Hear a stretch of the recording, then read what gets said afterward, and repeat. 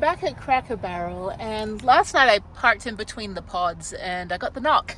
No, actually there are three of us parked in between each of them, and they just told us all to move down. But I'm in my usual spot, and I think I can park here. I think this is a good spot. I don't know if they'll kick me out. But anyway, big crowd. We've got a bunch of vans. We've got the two guys from last night, two new people, the blue van from the other night, from last night. We got some big RVs that popped in. So yeah, quite a big crowd coming into Thanksgiving, Monday of Thanksgiving week. But anyway, it's not as cold last night or tonight than it was the first night I was here when it was 27 degrees. Anyway, so yeah, tomorrow, hang on one second. I might as well show me. Anyway, I'm just sitting here. But I think tomorrow I'm gonna go rollerblade again. I'll just do 20 miles instead of 24 miles tomorrow. And then I'm going to leave immediately, and then I'll shower when I get to wherever I'm going to get to, Lubbock or Abilene. I didn't even break a sweat today. It was so cold that I basically stayed the same temperature the whole time. But yeah, so I think I'm going to, why am I so far away from there we go.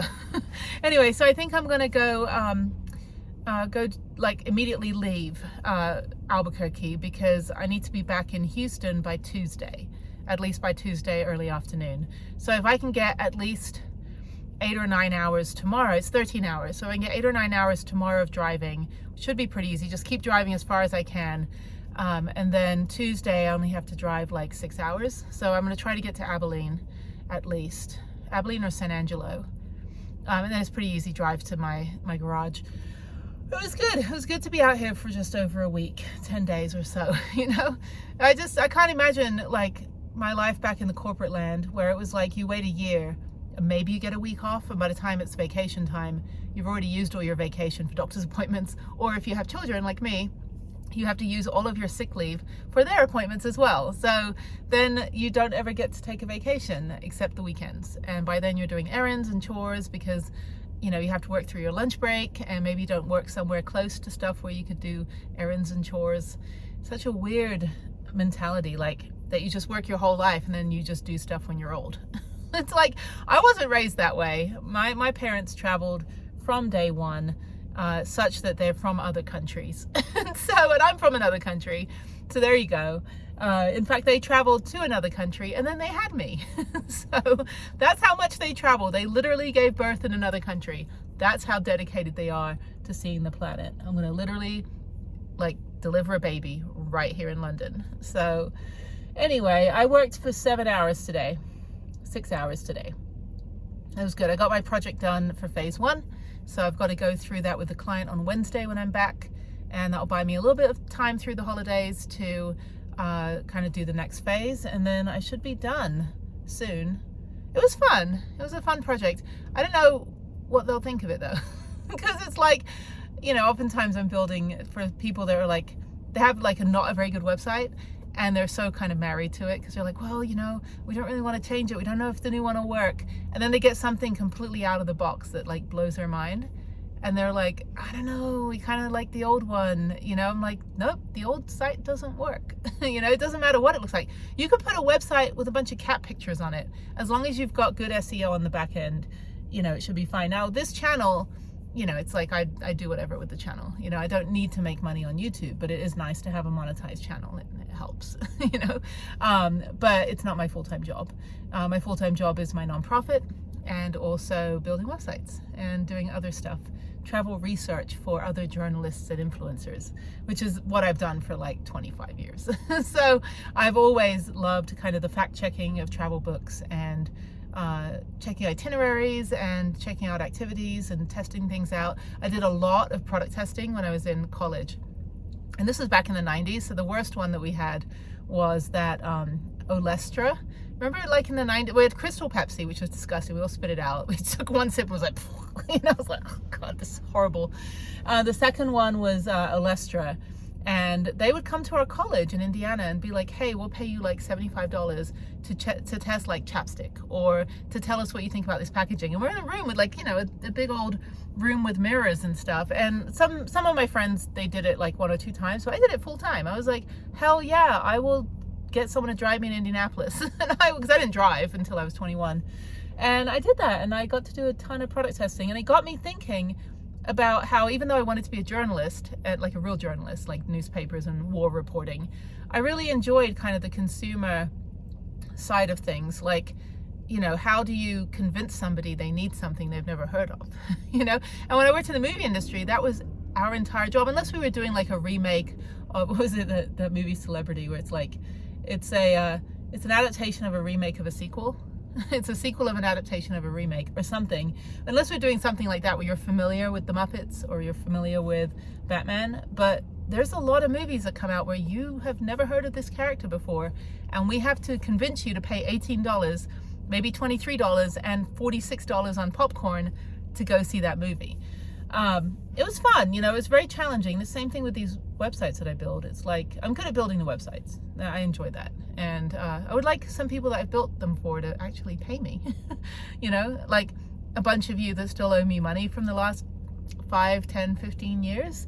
And that's just because, I don't know, just complications of, you know, getting to the point where the website is launching, but sometimes I have to build it on their server, and then they just like cop out from paying me my last part of the, you know, of the balance. And I'm like, well, crap, now they've taken over the website and locked me out. So that happened years ago. That was over a decade ago. And I was like, okay, how do I fix that without, like, you know, so I thought, okay, well, I'll build the websites on my platform and like my, you know, my account.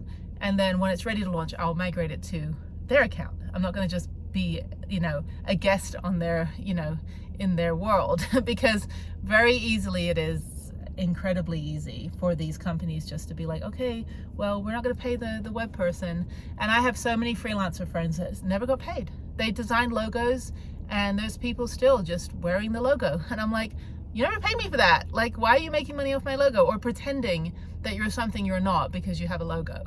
You know, it's just, it's crazy. Like the amount of, the web just kind of created this whole, like, I don't know, like everyone's just real dishonest. Like these influencers that portray their, you know, wealthy lifestyle and stuff, they're paying for it all on credit cards. They're not making money off TikTok. You know, they don't have brand sponsorships.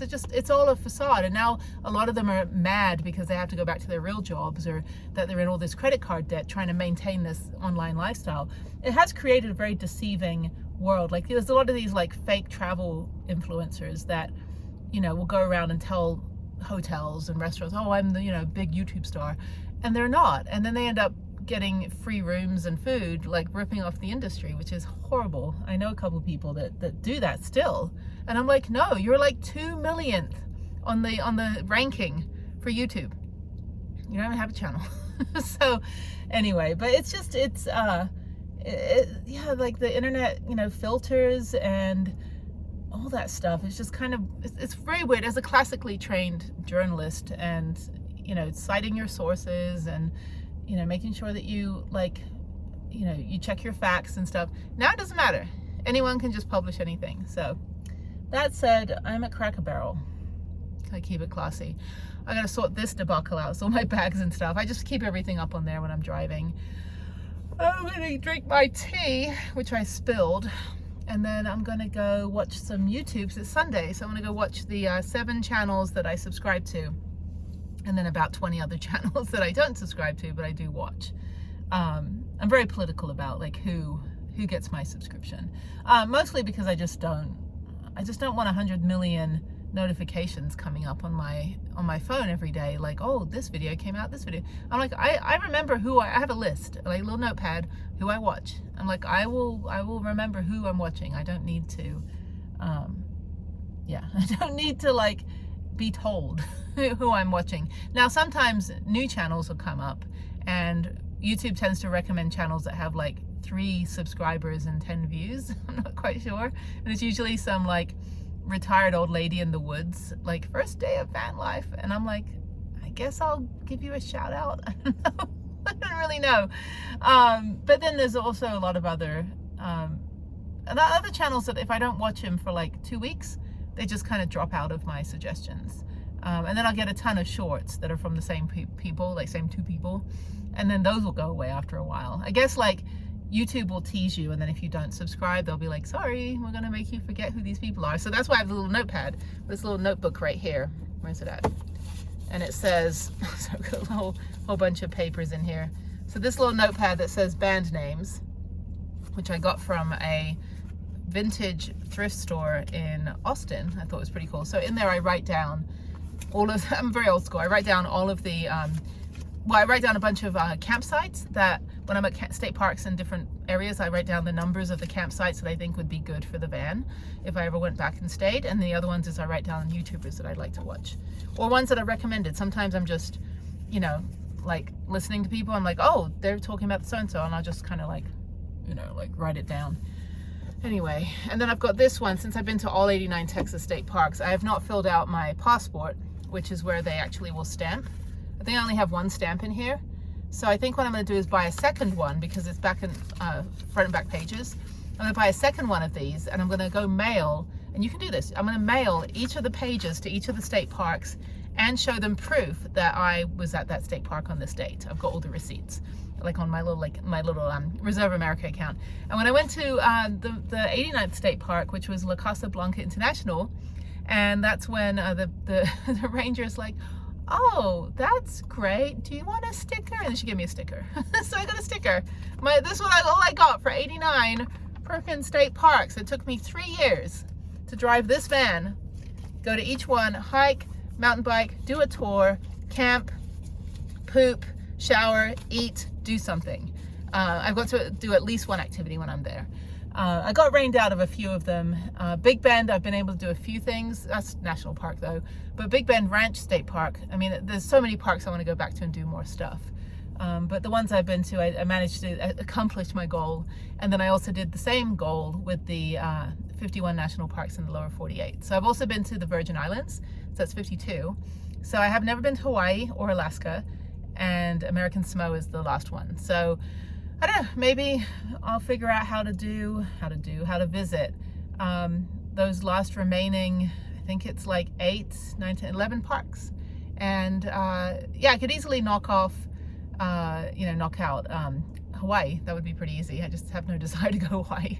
I'm not a Hawaii person. To me, Hawaii just sounds like it's just like a very overpriced, not fun place. I don't know. I mean, the Hawaiian culture, I think I would be more interested in, like, learning about that, the food and stuff, but the whole tourist resorts, package tourist thing, like, you know, hotels and swimming pools, and, you know, unless I'm doing like the road to Hana and like hiking a volcano, I have no interest in going to Hawaii. So, but I will go, because I think I need to go to all the states. And then Alaska, I'm super excited for. Like, I love the cold. That's the thing too, I don't like the heat.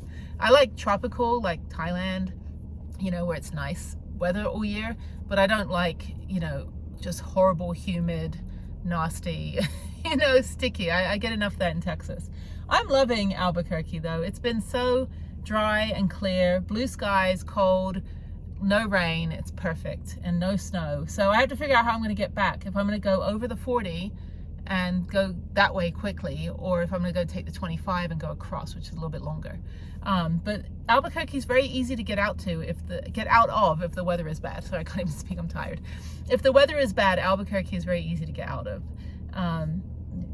You can either take, but if the 40 is snowing, which there was snow when I was coming in the other day, then I can take the 25 south and then cross over. Or I can go to 25 south all the way to Roswell and then cross over, which I think is the way it sent me last time when I left here. I don't know. I gotta figure it out, but okay, well, I'm tired. And my neighbors are parked up for the night with their foil reflectics. I really can't speak. I need my tea. This is my Yeti cup with my Beatles on the side, and it's leaking for some reason. I think I broke it. It fell. Oh, but this is Trader Joe's chai, and it's so good. And so far, no one's kicked me out of this space. So I'm gonna park here. If not, I'll park in my other space over there. It's not very level. Some of the spaces are not level here, but I think this is good. I'm not parked I am not parked next to any RVs. And there's a car sleeper. There's like 4 car sleepers, so it's like car, van, car, van, car, van, car, van. And so there's really no third spot that I could get into without being right next to someone. So I think I'll just stay here. Okay, all right, goodbye. Good morning from my last day in Albuquerque. I would like to stay longer, but I need to get back to Houston for this week. It's Thanksgiving and I got stuff to do and appointments, and there's a lot of people here tonight. Some regulars and non-regulars. And of course, you know, they just filled the trash can. All right, so I'm gonna go about 10 minutes to the trail and go rollerblade 20 miles this morning. I know it's ambitious, but I'm gonna do it, and then I'm going to drive 7.5 hours to the rest area in Abilene. So it'll be a pretty easy drive. I should get there, should be done by 11, and I should get to the rest area by 9 p.m. So I'm just gonna drive all day and just listen to my audiobooks and podcasts and things. It's a Monday morning on Thanksgiving week, so shouldn't be a lot of traffic, I don't think. I think most people are probably left over the weekend if they're going somewhere. But anyway, not a lot of people at Cracker Barrel this morning either. Yesterday it was packed, but it was Sunday. So thank you, Albuquerque. I just spent 2 days working on my computer here, that's all. But I did get the rollerblading in, which I could do in Houston, but it's just much nicer and more interesting here. I didn't go to the museums. I wanted to go to the Balloon Fiesta Museum and go to the tramway and stuff, but I do need to be back by Tuesday afternoon. I have an appointment on Wednesday, and I can always come back. I can always just come back next week if I want to. Not difficult, but I don't know what I'll do next week. I've got a couple days. I've got to be back in Houston by Friday next week. So I might just go somewhere for 6 days. We'll see. I don't know. Might go out to the hill country. I got to get my bike tuned up a little bit. But might go ride some mountain biking out there, or just be in the van. I just don't like sitting in a house in Houston. It's boring. And if I'm going to go work on my computer, I can go do that pretty much at any library anywhere or any Starbucks. So I got a lot done, delivered it to the client. They seemed pretty happy, so that's all that counts. But anyway, okay, so let me go on my way.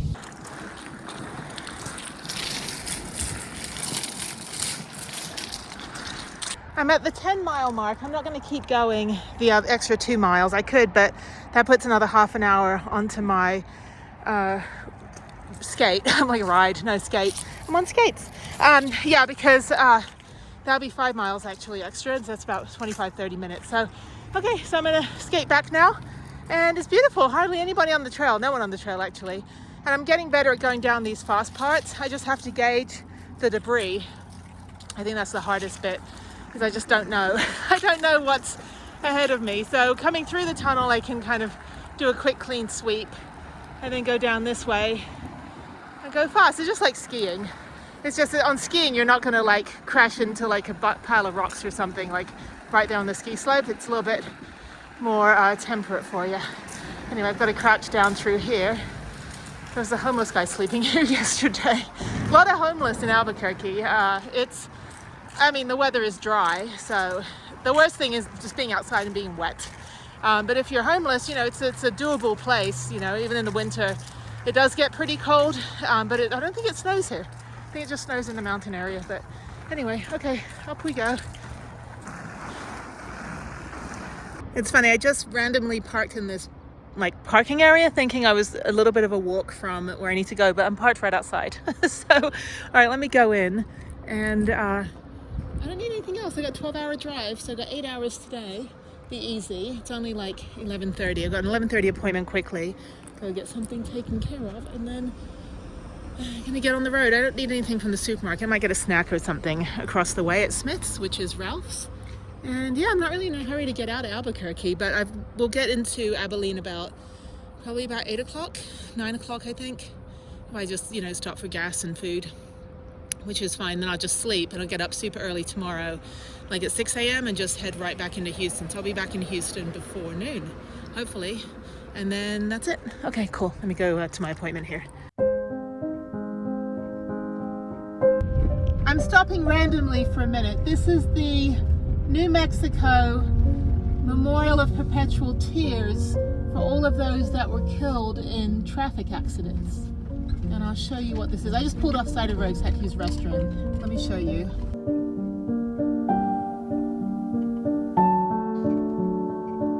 All right, this is the memorial. And I've lost a couple really, really wonderful, amazing friends to drunk drivers or reckless drivers over the years. Just really, really just solid people. I don't know if anything's open. It's closed. Okay, let me go take a look and see what this is. A little bit morbid, but just a reminder don't drink and drive, okay? Like, I've been hit by a reckless driver when I was 16 and flew through a windshield, so that was not pleasant. And I still have anxiety, like, when I see brake lights in front of me, if I'm a passenger of a car, I get like a fake brake. I start pressing my foot down on the passenger side, or like, stop the car, you know? Even 30 years later, it still haunts me. Just the gasoline smell, or gasoline and fire together, like petroleum and stuff burning, it triggers, because that's what it smelled like when the car was, you know, completely destroyed after getting hit. And the guy was 19, stole his parents' car. Wasn't even drunk, like that makes it any better, but he wasn't intoxicated or on drugs or anything. He was just reckless driving and knew fully what he was doing. But yeah, none of this is okay. I've lost many friends over the years, high school friends, college friends, childhood friends to drunk driving, and it's horrific. Completely preventable, 1000%.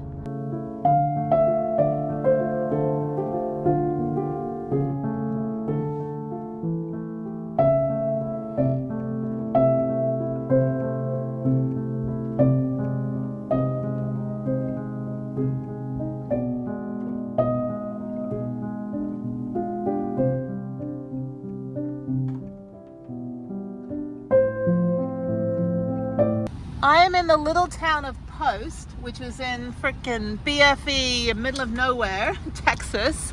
And they've got this little light display down their little main street. It's really funny. This is cute. Yeah, so I'm just driving down right now. There's some cactuses and some windmills. It's all of Texas lit up. Palm trees. This is really cute. Somebody blinding me behind. We've got Santa's Village right here, and down at the end we got some other stuff. This is great. Little palm tree. And then down here we got a, I don't know what it's called on the Christmas tree, whatever you call that big round thing that you hang. A bauble? Is it called a bauble? I got one of those. And then they've got little Santa's sleigh and a dog driving a car. And then they've got like a, oh, that's funny, they got oil rig. That's hilarious. I would take a picture of that. Hang on, let me go around and do another lap so you can see. Oh, that's funny. That's hilarious. Yeah, this is Texas, people. In Texas, we have an oil rig. All right, so let's go do a lap of the other end so we can see those lights. Yeah, I don't know what this is called. A bauble, right? Or a Christmas ball. I don't know, I don't do trees. I don't know what you put on them.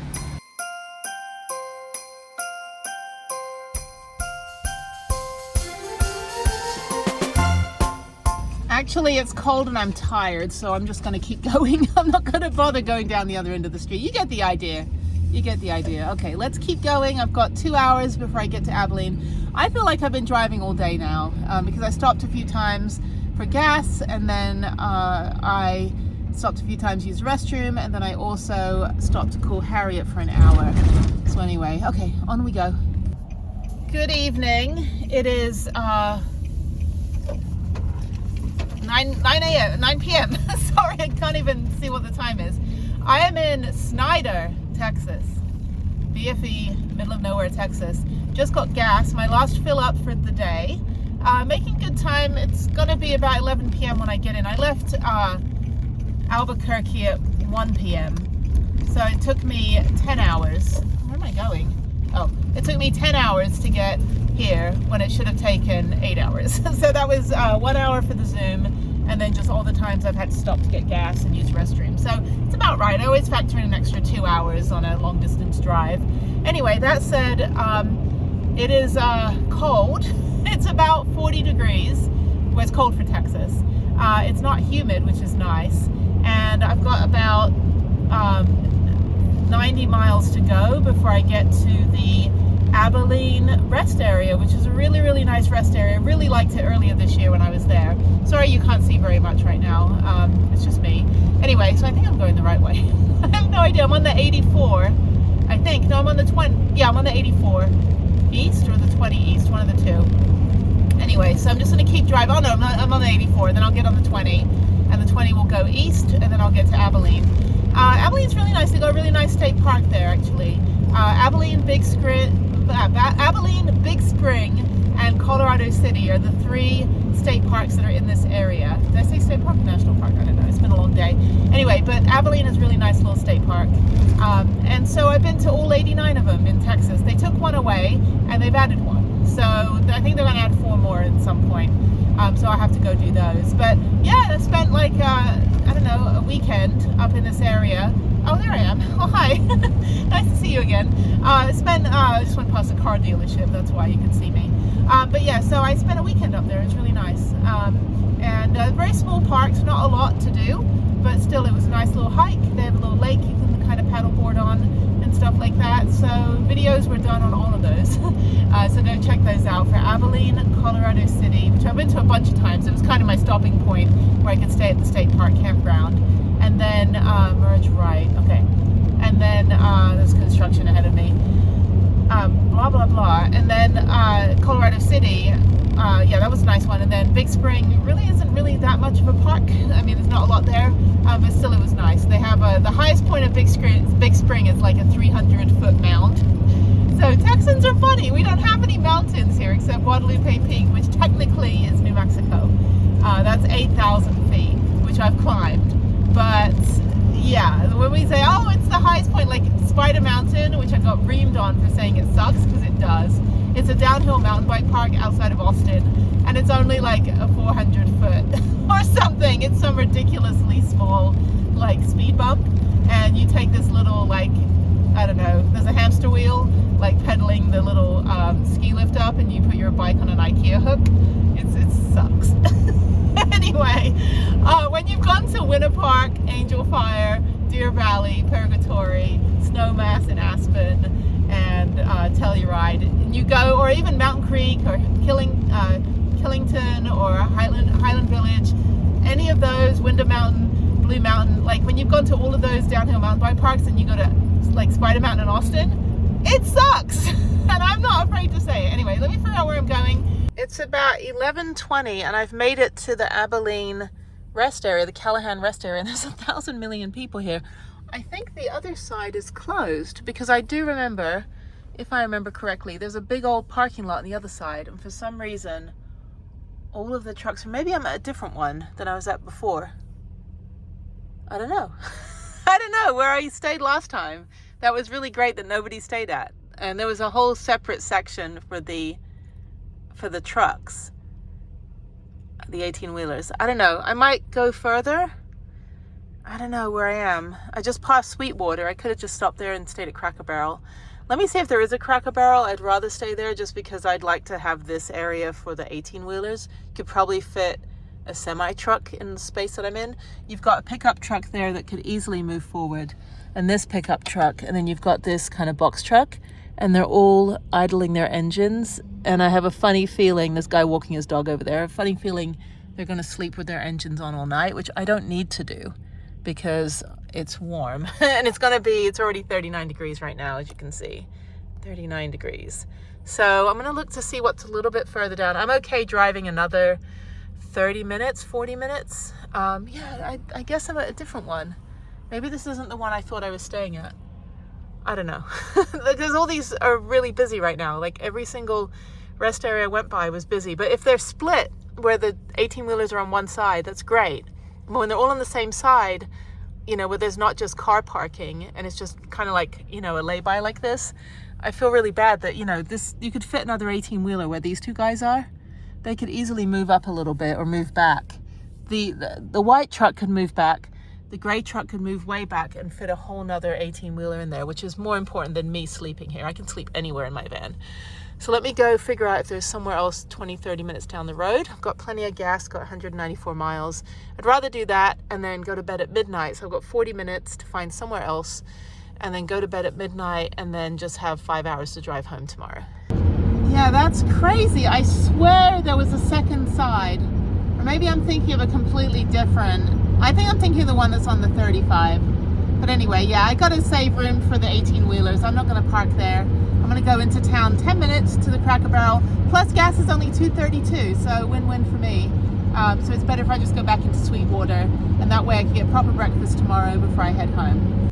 Okay, this is so much better. Now I remember I have stayed here before, And there's a Shorty school bus. I've probably seen them before. I have stayed here before, yeah,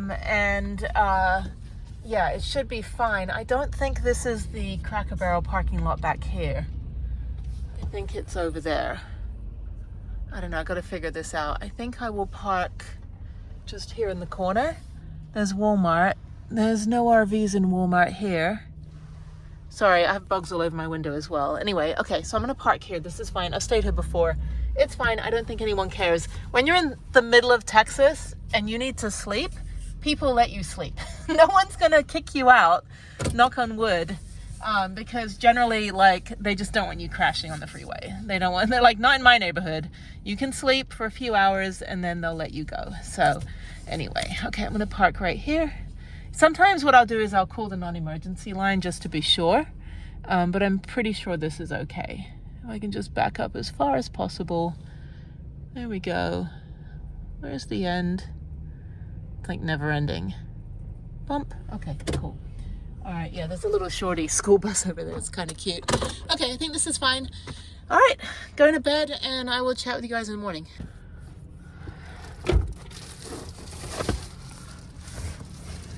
Do you remember when there was that thing years ago, I don't know, over 10 years ago, where it had like the 6 pictures and it said like what my mom thinks I do, what my friends think I do, what my boss thinks I do, and the very last one is what I actually do. And it was just like this viral meme thing and people just came up with their own pictures. So it's like van life. So what people think I do, basically hauling crap in my van, versus what I actually do, which is live in a little self-built camper. That's funny. I was like, yeah, that's not what I do. What you all think I do, hauling, recycling. I'm just kidding. Anyway, okay, I gotta get gas, and then I've got 5.5 hours, and I'll be back in Houston about 1 p.m., which is good. I was like, shit, I could have slept in 2 more hours. But anyway, as long as I'm back before 3, that's good. I've got to go to Whole Foods, and then I need to take a shower, and then I need to drop off the van and get the car.